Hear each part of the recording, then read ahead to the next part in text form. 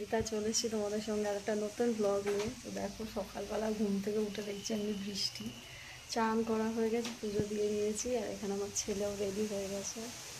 এখন আমরা যাব হচ্ছে একটু রাস্তায় হসপিটালে যাব। তো দেখো বাইরে কি পরিমাণ বৃষ্টি হচ্ছে। দেখো আমার সকাল সকাল পুজো দেওয়া কমপ্লিট হয়ে গেছে। বাইরে এখন এমনি বৃষ্টি হচ্ছে, বলো এখন বেরোবো যদি এমনি বৃষ্টি হয়?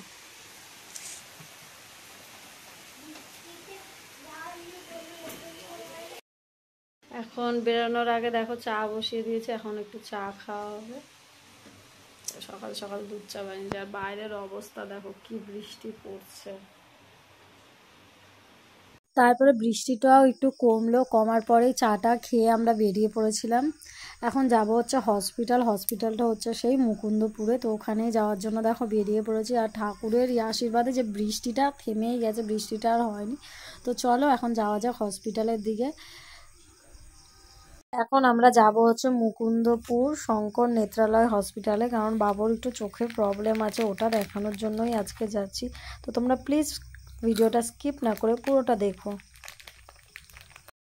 পাটুলি লেক দেখো, রাস্তার ধারগুলো কি সুন্দর সাজিয়েছে।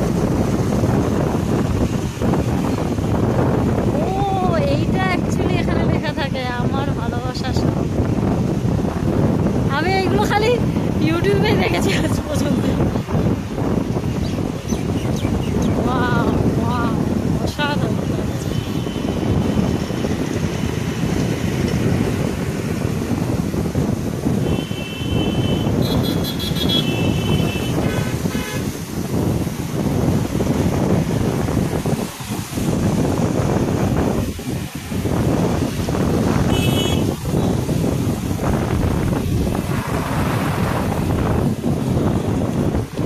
চলে এসছি এখন হসপিটালে। তো চলো গিয়ে দেখা যাক হসপিটালের কাজ কতদূরভাবে এগাতে পারি।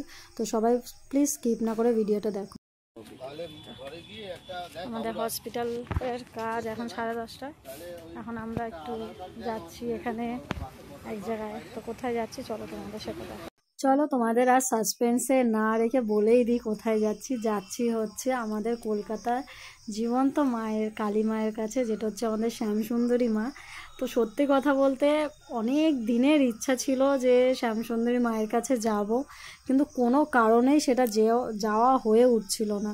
তো তারপরে দেখো এখন চলেছে, মানে হসপিটাল থেকে হাঁটা পথে এলে এদিকে অভিদীপ্তা আর এদিকে হচ্ছে ওই ইনস্টিটিউটটা, তার পাশের গলি দিয়ে ঢুকে গেলাম।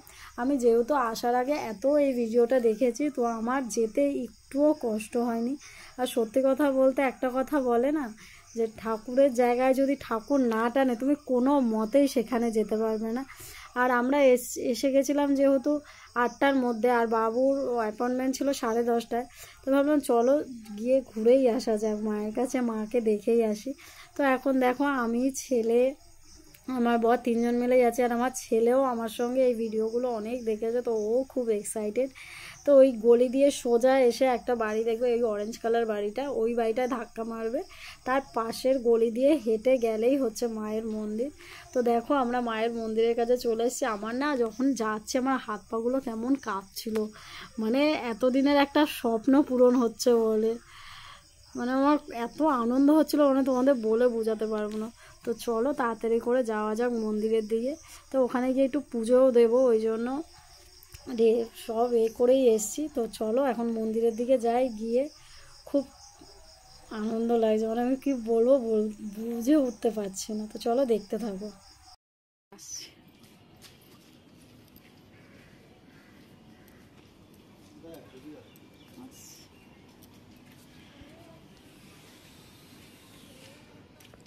জয় মা Shyamsundari, in loving of Shankar Kumar Ghosh. মায়ের বয়স হচ্ছে 5 বছর, ওই জন্য হ্যাঁ, তুমি তো মায়ের দাদা হও তাহলে। In loving of Shankar Kumar Ghosh.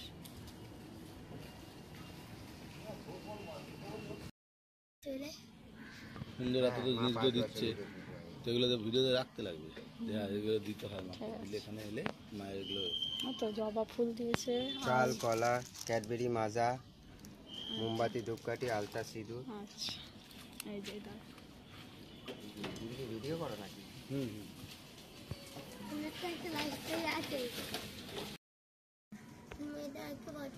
বাড়ি গিয়ে আসবো।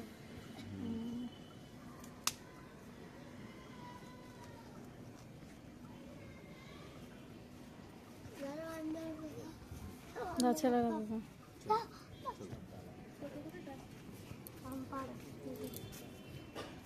এই গেট দিয়ে ঢুকতে হবে না।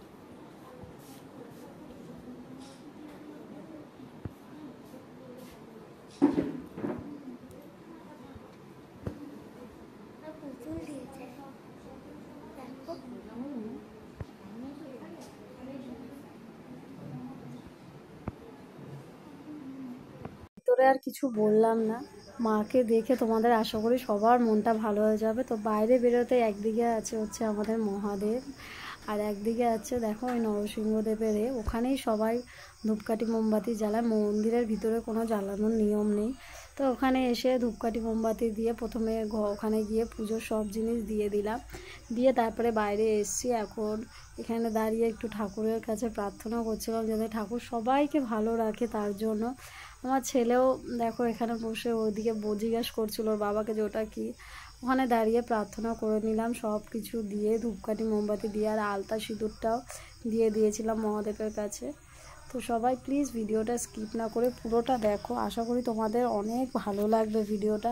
আর তোমাদের সবাইকে বলছি, তোমাদের যদি মানে মন চায় তোমরা এখানে আসতেই পারো। মন্দিরটা এলে তোমাদের সবার মন ভালো হয়ে যাবে, আমি এইটুকুনি বলতে পারি। আর মন্দিরটার জায়গাটা না এত শান্ত, মানে তোমার যে আসবে তারই মন ভালো হয়ে যাবে। তো তোমরা দেখতে থাকো ভিডিওটা, এখানে এসে আর কি করি। আর সত্যি কথা আজকে আমি এখানে আসতে পেরে নিজেকে খুব ব্লেসড মনে করছি যে হ্যাঁ আমি আসতে পেরেছি। আমার একটা ইচ্ছা ছিল এখানে আসার, ওই জন্যই আসতে পেরেছি হয়তো আজকে। তো চলো এখানে ঠাকুরের কাছে আগে প্রার্থনা করে নিই।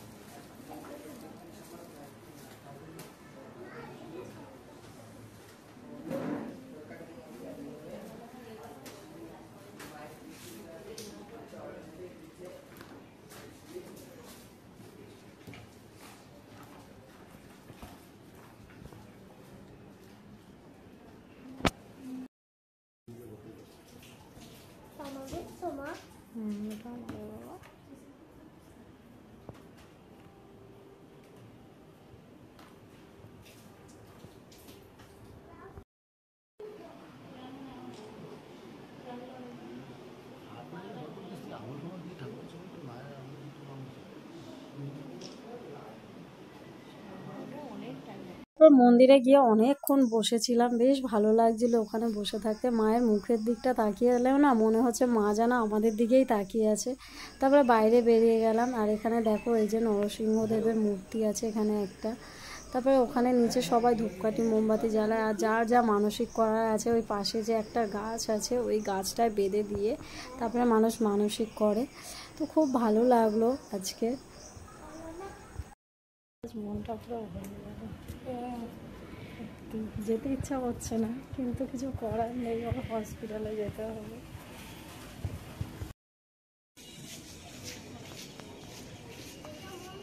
যখন ওই মন্দিরটার পাশ দিয়ে আসছিলাম না, এই ফুলটা পেয়েছিলাম। ফুলটা এত সুন্দর লাগছিল, তাই ফুলটাও হাতে তুলে নিয়েছিলাম। তারপরে ওখানে পুজোটা দিলাম, দিয়ে তারপরে এখন যাচ্ছি আবার হসপিটালের দিকে, কারণ ছেলের মানে টাইমও হয়ে গেছে অ্যাপয়েন্টমেন্টের। তারপরে হসপিটালের ভিতরে চলে এসেছি। দেখো এখানে এসে প্রায় তো আমার 2-3 ঘন্টা লেগেছে ওখানে বসে থাকতে।